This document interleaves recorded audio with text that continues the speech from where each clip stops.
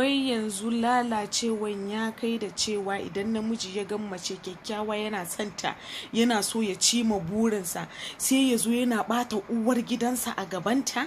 Is very bad. Wallahi tallahi akwai wanda nake tare da shi, irin matan shi ta yi yaji haka, ina ba shi haƙuri ya je ya komar da ita, ya dinga zaginta, wallahi mummuna ce, kazama ce, gindinta babu daɗi, bata iya kwanciyar aure ba, abin da zai yi da ita. Uwar 'ya'yansa fa, matansa na sunna, yana zaginta a gaban wanda ma bai aure ta ba. Maza, wannan wani irin munafurci ne? Guess what, at the end of the day ya je yana kuskus, yana munafurci, yana bata haƙuri.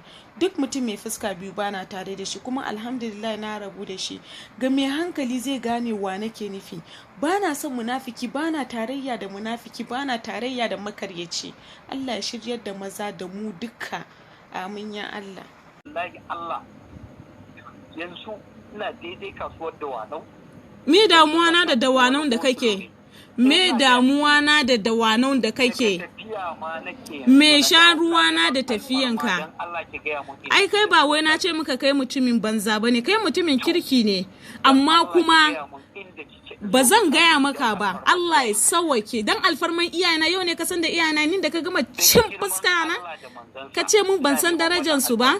Ba a hada Allah da manzansa. In za ka roke ni saboda Allah ka roke ni, in za ka roke ni saboda manzansa ka roke ni. To dan girman Allah, dan daukakar da farin jinin da Allah ya miki da rufin asirin da ya ban da farin jini, ban da rufin asiri, cin da matsiyaci irin ka kana neman ka tona min asiri, ban da rufin asiri.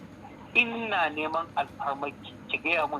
Kada ku manta ku danna alamar subscribe domin samun shirye-shiryenmu.